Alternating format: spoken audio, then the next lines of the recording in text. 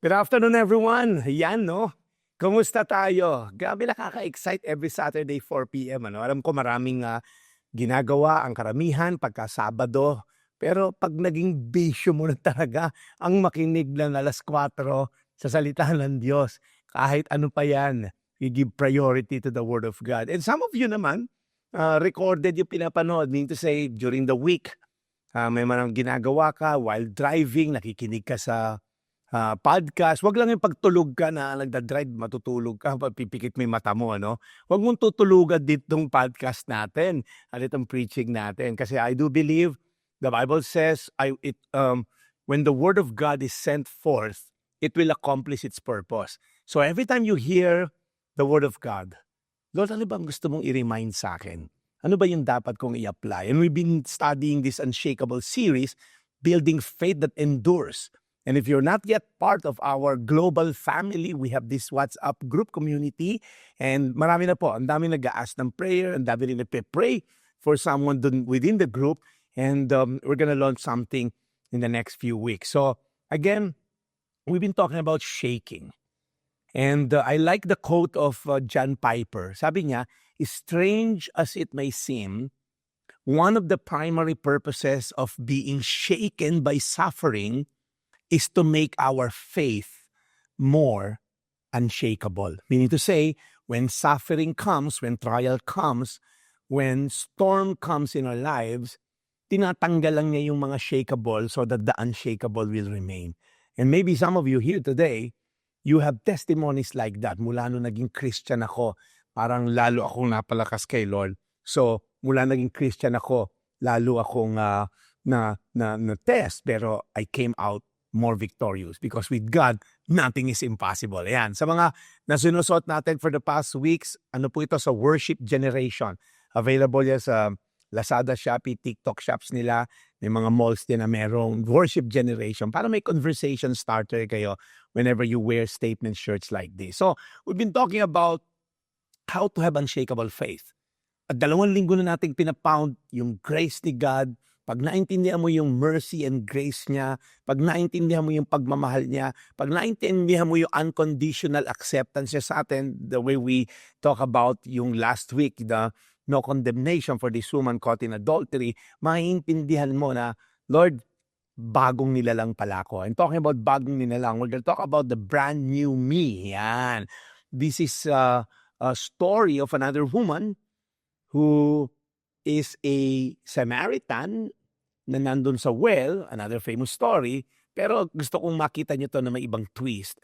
So, Jesus turned this woman, there was this transformation, and it's not just a makeover, but a new creation. When someone encountered Jesus, you're not gonna be the same again. You're not just a better version of you. No, the old is gone, the new has come. And when we talk about transformation, who among you here, you like to read books, how to change your life in 30 days? Yung kaibigan natin si Boss Sanchez has the book na book real.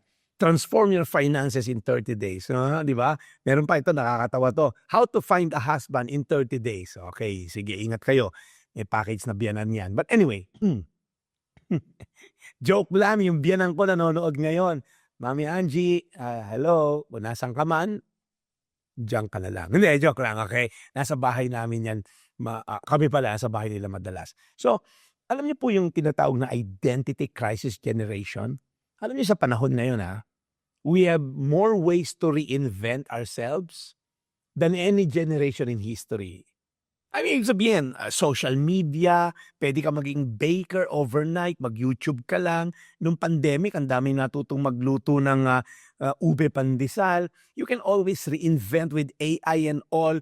Kaya mo i-reinvent yung identity mo in terms of, career-wise and all. Pero ironically, mas lalo tayong nalilito when it comes to our identity. Sino ba talaga ako? I mean, pwede mo maraming baguhin ng maraming bagay sa pamagitan ng paggamit ng iba't ibang filters, okay? Maaring pwede mong ibahin yung maraming direction ng buhay mo through different opportunities abroad, work from home and all. Pwede kang lumikha ng bago mong persona through AI and social media profile.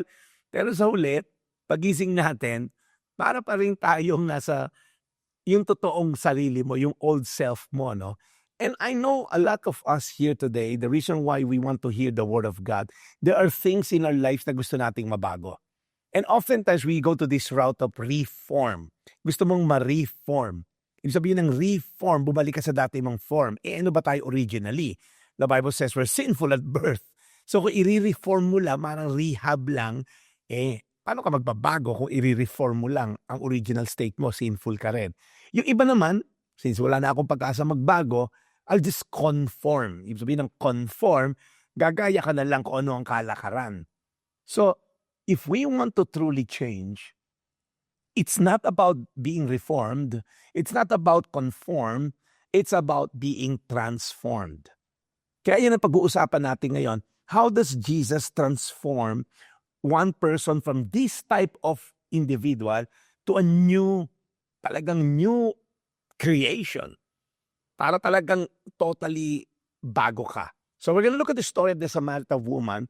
This woman has felt so much rejection. Have you ever felt rejected? Who among you here you felt rejected? Taas mo yung kamay mo, okay? Have you ever felt declined sa grupo? You've been denied sa pag-apply ng US visa. You've been denied of access to a certain place. Or maybe you've been refused, nabasted ka.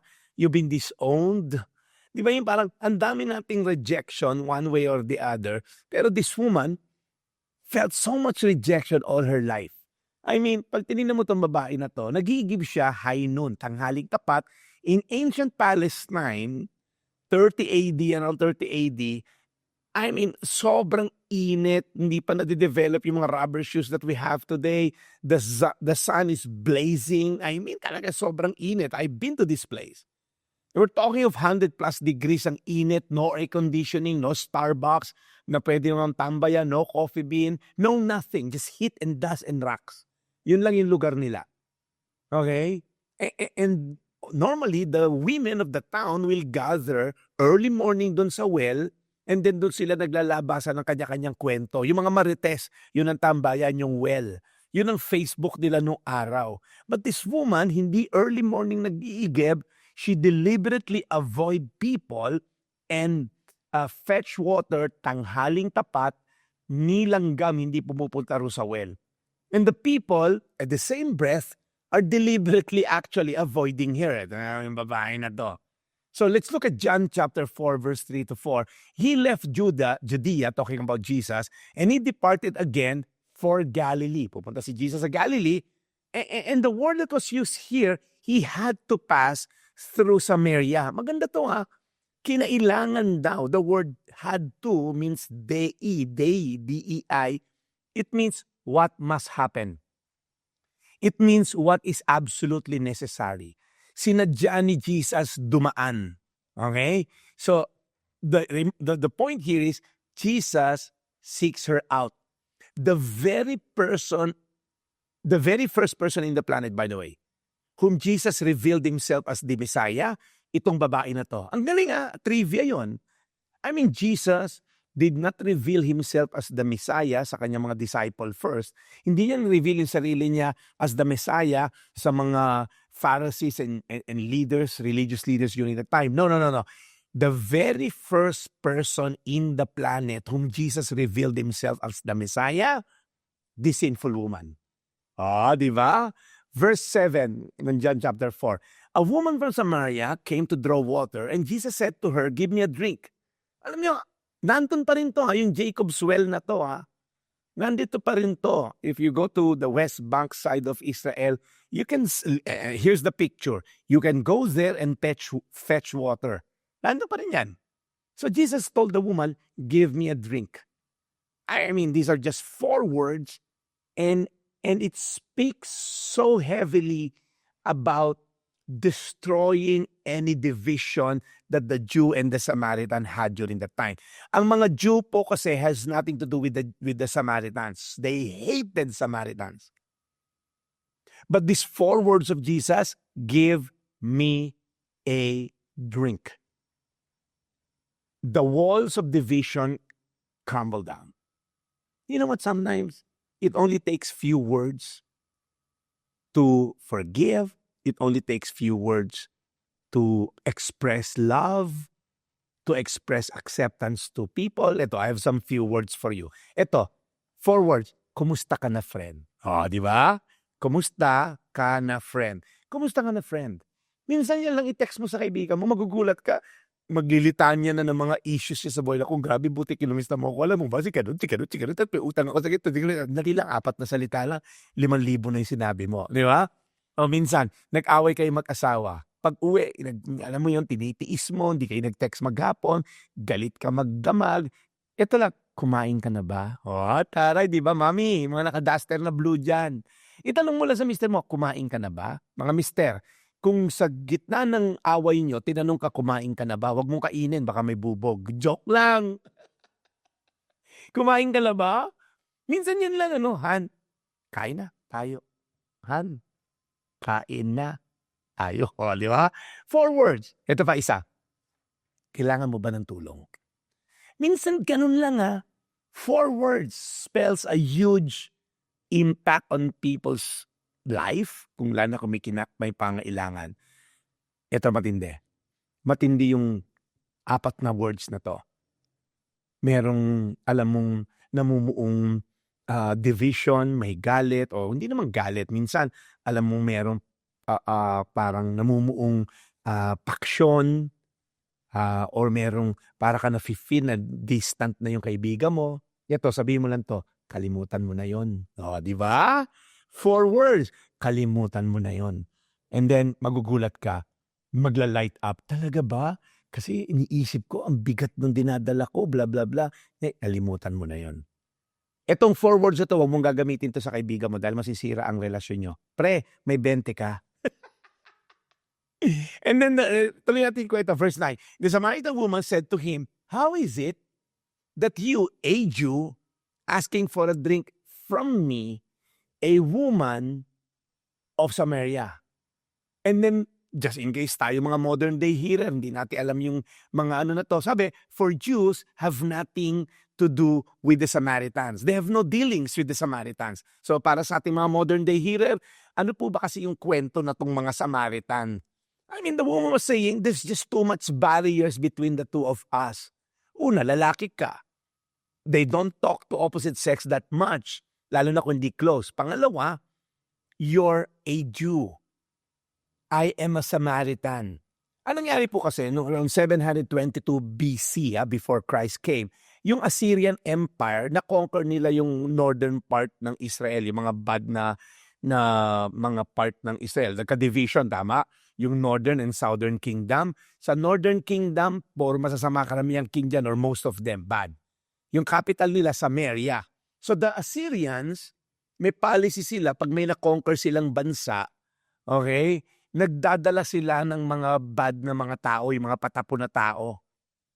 Dinideport nila yung mga taong mga bad dun sa lugar na yon para ma-repopulate yung, dahil ang dahil namatay ng mga sundalo and all. So ngayon, nag-i-intermarry yung mga bad na tao na to, mga Assyrians, kung ano-anong nationality, Babylonians, mga taga-Ava, Hanmat, Sepharvaim, sabi sa 2 Kings 17:24. So ang ginagawa, nagsesettle doon, nag-aasawa ngayon ng mga Jew. So tinitinan sila ng mga Jew, ito yung mga half-breeds. Ito yung mga corrupt ang true worship. Hindi biro yun yung ginawa ni Jesus na he had to pass through Samaria. Kasi ang mga Jew, pagdadaanan ng itong case na to, pagdadaanan nila ang isang Samaritan village, they have to take the long cut. Ang layo, 40 plus kilometers. Parang mula dito sa, nasan ba ako ngayon? Nandito ako sa Quezon City all the way to Enchanted Kingdom. Yung lalakarin nilang extra mile para lang hindi dumaan doon sa Samaritan. Di ba? Ganun at hindi yung galit nila. Kahit maglakad ako ng kalahating araw, wag lang ako dumaan sa Samaritan village. Because these people, they are half-breeds. Nag-asawa sila ng hindi puro na Jew. They built their own temple sa Mount Gerizim. They accepted only the Pentateuch, yung first 5 books of scripture. Hindi na sinama yung mga Psalm and Prophets. So, sobrang sama ng tingin nila. Kaya Samaritan. Okay, joke lang yun. Okay? But the Samaritan woman said to him, I'm a woman of Samaria. But then Jesus seeks her out.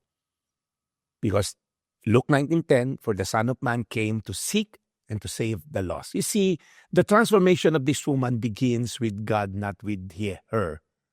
Yung pagbabago natin hindi magsisimula sa atin, magsisimula sa Diyos. Kung may gusto kang baguhin, kung may gusto kang kalimutang nakaraan, ang simula niyan, hindi sa'yo, but with God. And then Jesus answered her, kung alam mo lang yung bino-offer kong gift, kung kilala mo lang ako that's saying to you, give me a drink, you would have asked Him and He would have given you a living water. So itong si Jesus, ini-introduce na ngayon, okay? Because this woman, walang clue kung sino siya, and now Jesus was saying, yung iniinom mong tubig, mauuhaw ka, but I'm gonna offer you a living water. And the woman said to Jesus, Sir, saan ka kukuha ng tubig? You have nothing to draw water with. Wala kang pail. Where do you get that living water? And then Jesus said to her, everyone who drinks this water from this well will be thirsty again. But whoever drinks of the water that I will give him will never be thirsty again. And the water I will give him will become in him a spring of water welling up to eternal life. Something that's more satisfying than your physical water. And then sabi ng babae, Sir, give me that water too. So hindi na ako mauuhaw or have to come here to draw water again and again. So ang galing na tong babae na to, user-friendly din. Boss, chief, amo, kung ano man yung tubig na yan, bigyan mo ako niyan para hindi na ako mauhaw ulit. Or para hindi na ako pumunta rito kasi alam mo, pupunta ako dito. The women of this village, they're talking about behind my back. They're talking about me. Ayoko nang pumunta rito. And Jesus, of course, Jesus is started to expose her a real thirst. Sabi ni Jesus, verse 16, go, call your husband, and come back. Sabi ng babae, may problema tayo dyan, Jesus, boss, chief, amo. I have no husband. And she replied to Jesus, I have no husband. Wala akong asawa. And then Jesus said to her, you're right. Tumpak, ate. You're right when you say you have no husband. So what the woman was going to experience are these three things. Number one, she's going to experience a new beginning. Your past doesn't write your future. Yung nakaraan mo, hindi yun na magtatapos ng kwento mo. You see, the tension of the story isn't about thirst. It's about identity. It's about shame. It's about the longing to be known. She wanted to avoid people. Jesus wanted to pursue her. She came for water. Jesus came for worship. She hid her past. Jesus revealed her true purpose. So when you say new beginning, right? Sabi sa 2 Corinthians 5:17, therefore, if anyone is in Christ, the new creation has come, the old is gone, the new is here. The word na ginamit ditong new, it means kairos. It never meant like an upgrade lang. Alam niyo yung 2024 model. Oy, may bago ng 2025 model. Dinagdagan lang ng bumper yung kotse. Or yung iPhone mo. Ay, pareho lang to. Hindi, meron yan sa software, pinabilis. No. Pag sinabi yung word na kainos, it means it's totally new in quality, new in essence, new in fundamental nature. Okay? It's the difference between renovating an old house or bulldozing it to build something completely different from the same foundation it has. So this is what Jesus offered in this woman. It's not just forgiveness for her past, but just, it's starting a clean slate. Yung nakaraan mo will not be your foundation. I'm gonna offer you something new, a completely new identity na hindi define na nakaraan mo, hindi define ng mga lalaki sa buhay mo, hindi define kung ano man miserableng buhay meron ka in the past, but kung ano ang ginawa ko sa'yo. What I'm gonna do for you. New beginning. This woman had been living in the pain of regrets, maybe over choices na ginawa niyang mali, or maybe over circumstances beyond her control. Mga lalaki kumontrol kasi sa buhay niya. But Jesus was offering something different, a fresh start na hindi dependent sa ability niya to earn it or deserve it. Ikaw na nakikinig ngayon. Maybe you're that woman. You're in that position ngayon. Maybe you feel like, okay naman ako. Wala namang ganong nakakaalam. Okay na rin 'to. At least hindi ko na pinakasalan, no? Hindi na ako pinakasalan. At least yung 5 pinakasalan ako, kung ito hindi, ano na lang, kung sakali man, madaling iwanan. Maybe some of you, you've come to a point of living in compromise and you feel like, eto na yung nakaraan ko eh. Sanay na ako, pinasa nga tong nanay ko tong curse na to eh. Etong negosyo na to, mali man, illegal man eh. Ano magagawa ko? Ito bumuhay sa lolo't lolo ko, sa tatay ko, ngayon nasa akin na. You see, sometimes we feel our destiny is hinged towards men. You see, in God's economy, your history is not your identity. In God's economy, your history is not your destiny. This woman was broken, right? Ang picture na to, I'll show you this picture of a broken jar. Para siyang broken, and nagugulat siya, feel ng tubig, uwaw na uwaw pa rin siya palagi. Kasi temporal lang yung thirst niya. Hindi lang yung jar ang broken, pati yung well na pinagkukunan niya, yung source niya is really broken as well. So how can we experience living water if we keep drinking from broken wells and using broken jar? Kahit punuin mo yung jar mo from Niagara Falls, di ba? Umukuha ka ng tubig from Niagara Falls. Pagtalikod mo pa lang, bawas na yon. Paano ka makakainom ng tubig na nagbibigay buhay kung patuloy pa rin tayong umiinom sa balon ng nakaraan, ang lalim, di ba? Akala niya kasi lalaki yung source of life niya. Akala niya lalaki nagbibigay sa kanya ng source of identity. And feeling niya, since my life is blown out of proportion, sira ng buhay ko, iba-ibang lalaki na lang dito sa village. So some of us here today, we feel like we've blown God's plan and that's it. I often use this quote kasi laging may bago na join sa atin. So sa mga alam na to, pagbigyan nyo na ako. Sabi ni Lisa Bevere, if you think that you've blown God's plan, rest in this, my beautiful friend. You're not that powerful. Kung feeling mo, nasira mo na yung plano ng Diyos sa'yo sa pagiging makasalanan, kung feeling mo, nasira mo na plano ng Diyos sa'yo sa pagiging, pabaya, tumalikod ka sa Diyos, hindi pa tapos ang Diyos sa'yo. Hindi ka ganun ka-powerful. Number 2, so the woman on the well discovered that her history wasn't over. Her story rather wasn't over. It was just the beginning. Anumang chapter yung naisulat na, hindi pa tapos. The good, the bad, the ugly, the complicated, mga part na yan. Part ng story mo lang yan. They don't have to define your full history. Number 2, new belonging. From outcast to becoming a family. Kaya nga itong part na to, lagi ko sinasabi, be part of our WhatsApp community. Commercial lang, Ito yung global family natin, yung global community. Right? Be part of what God is doing dito po sa ating WhatsApp global community. There are prayers being answered. There are people na nag-aas ng prayer. There are people na nagpe-pray over someone dun sa community na. So please scan the QR code and be part of our WhatsApp global community and we're gonna have a lot of things for you there. Then the woman said, I know the Messiah will come. And when he comes, he will explain everything to us. And then verse 26, then Jesus declared, I, the one speaking to you, I am the Messiah. I am He. Wow. Parang, ikaw yung Messiah. Yeah. Kasi, in-expose siya ni Jesus, di ba? Sabi ni Jesus, you're right when you said, you're not married. Because the man you're with, you're not married. And you've had 5 husbands.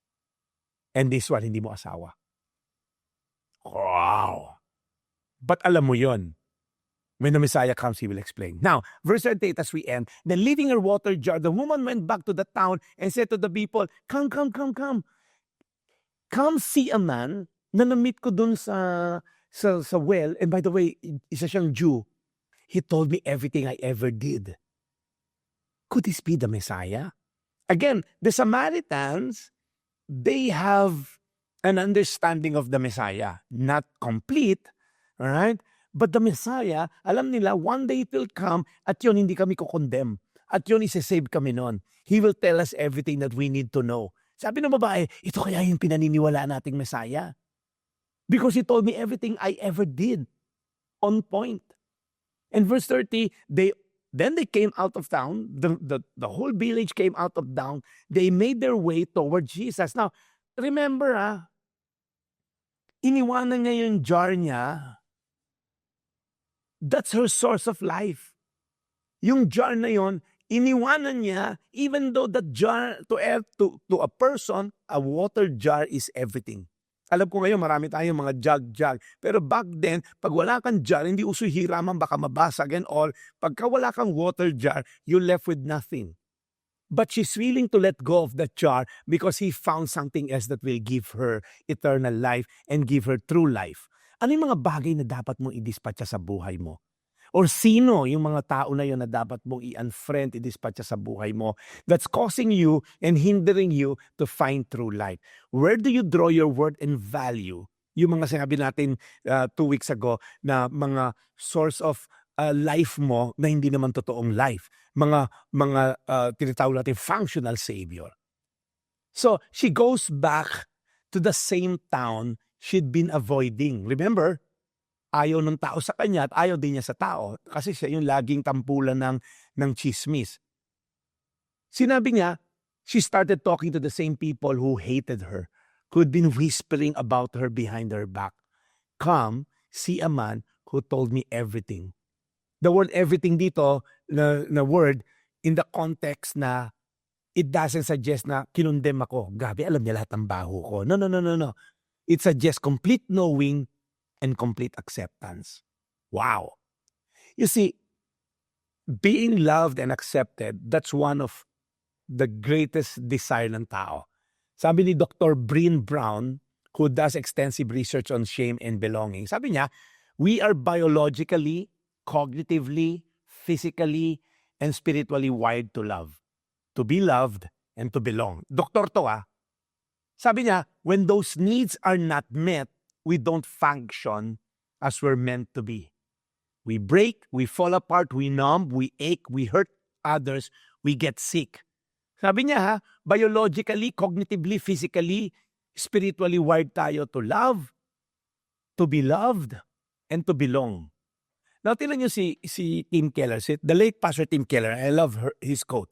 Sabi niya, to be loved but not known is comforting but superficial. Kasi minahal ka, Facebook ka lang nakita, love agad.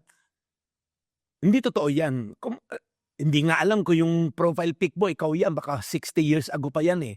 So to be loved, kahit hindi ka kilala, I love mo na agad ako, I love you, hindi ka pa nga nag-open camera, lahat ng chat natin, naka-off cam ka. Love mo na ako. It's comforting, may nagmamahal sa'yo, but it's superficial. Now, on the other hand, to be known, ay, yan itsura mo, ay, ang dami mo palang naging asawa, ay, masama ka palang anak. To be known and not loved is our greatest fear. Kaya nga pag nagliligawan, marami kang tinutago kasi pag nalamang hindi ako college graduate, pag nalamang hindi ako nakapagtrabaho, pag nalaman na tong may anak na ako sa labas, naku, baka hindi ako mahalin. So to be known and not loved is our greatest fear. But listen up, to be fully known and to be truly loved is like being loved by God. It's a lot like being loved by this God. We are fully known and yet truly loved. And yet, minahal ka sa dami ng baho mo, sa dami ng alam ni God na kasalanan, minahal ka. That's revolutionary, isn't it? Jesus didn't just change her circumstances, He changed her community status.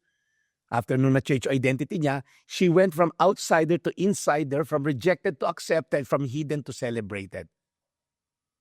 Grabe, no? Kaya yung need natin to be loved and to be accepted. This is a picture of my friend's law firm.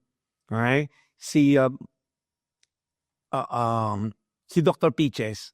Okay? Attorney Peaches, rather. Si attorney, meron siyang law firm and she invites her whole staff to a Bible study before the start of the day.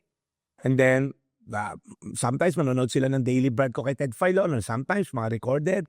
And what she'll do is, she'll ask everyone to stay and pray.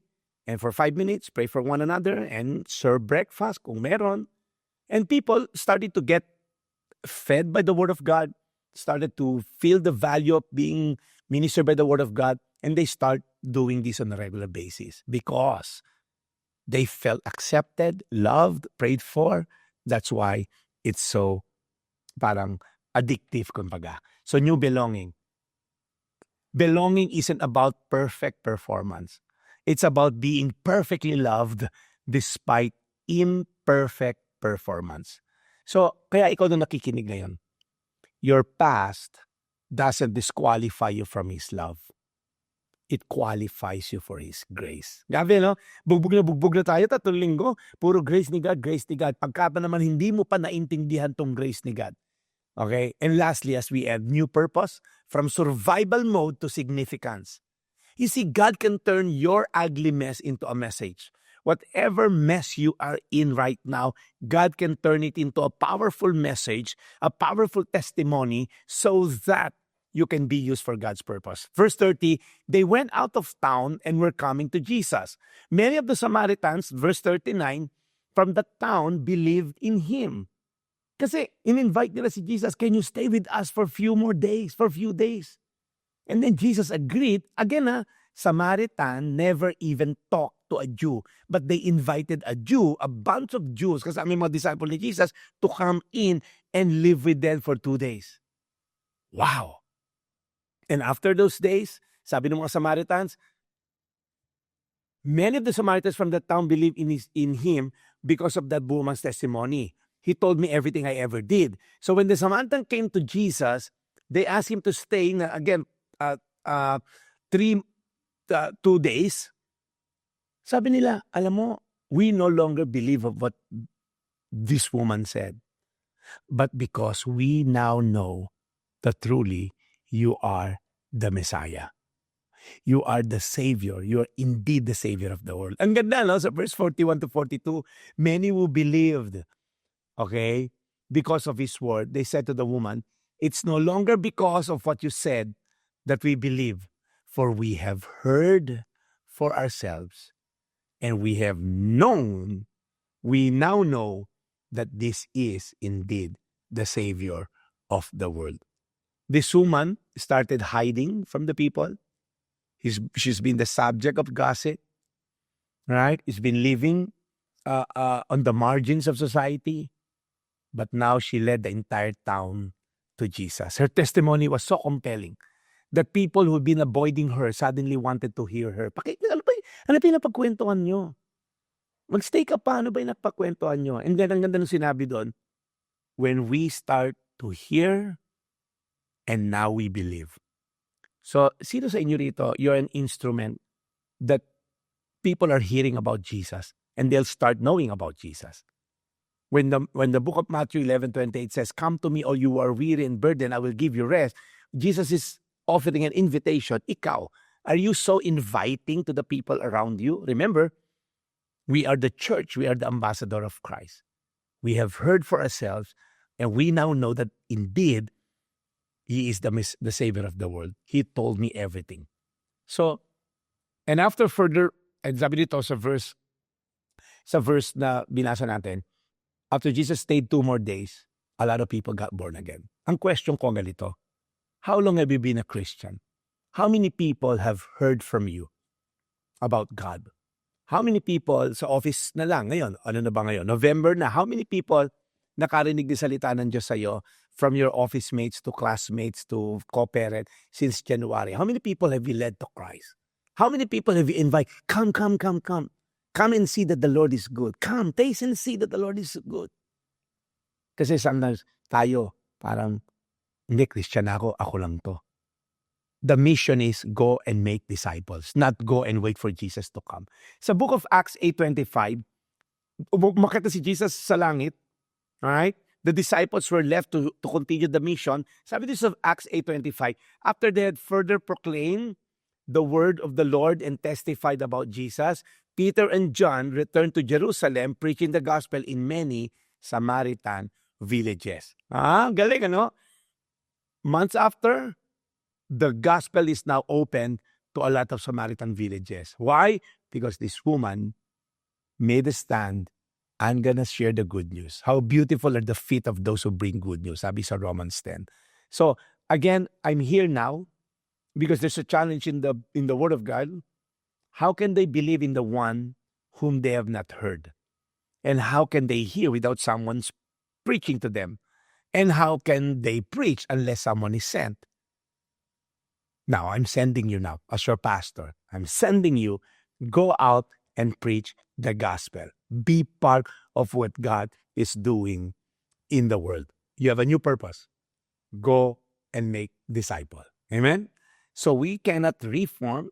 We don't have to conform, but we will be transformed by the saving grace of God.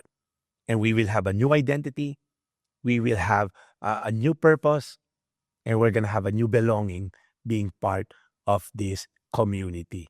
So I want to challenge you today. Ilang tao na yung nakarinig ng salita ng Diyos sa'yo so far?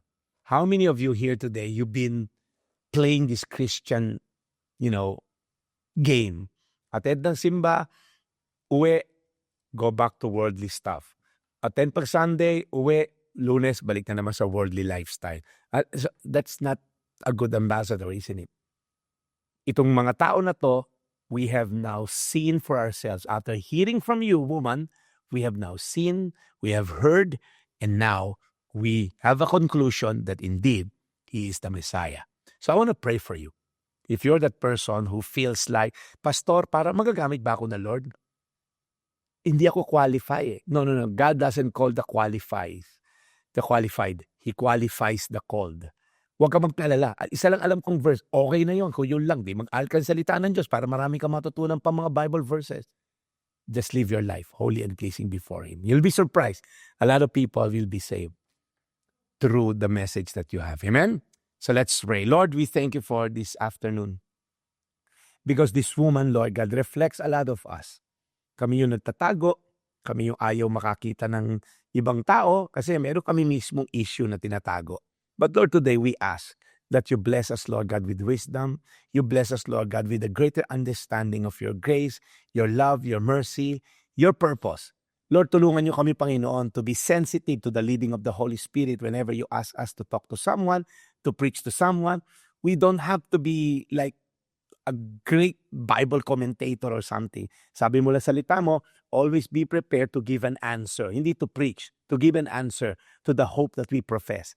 Pag may nagtanong, bakit ang saya-saya mo? Lord, give us the grace to explain and share our testimony. Sometimes, Lord, hindi kailangan ng maraming Bible verse. Minsan, kahit walang Bible verse. Basta, etong kwento ng buhay ko, binago ako ng Diyos. Kaya, Lord, today, we may feel like we have messed up. But Lord, today, I know that you have blessed us with wisdom. Bless us, Lord God, with opportunity. Lord, itong mga taong nanonood ngayon, give them, Lord God, the compassion to write down 3 people, Lord God, that they're going to share the gospel today. Even by text, over coffee, or by messenger, by Zoom, whatever form, Lord God, give them the grace and the compassion to share the word. Thank you, Lord God, for the story of this woman na nabigyan kami ng pag-asa that our identity rests in you, our purpose comes from you, and now we have a new belonging being part of the people of God. We thank you, Lord, in Jesus' name. Amen, amen, amen. God bless you. Once again, I wanna say, if you want to be part of our global family, we have the WhatsApp community where God is doing amazing things in that community. So we'll see you again next week. God bless you for our 4th week of our series, Unshakable.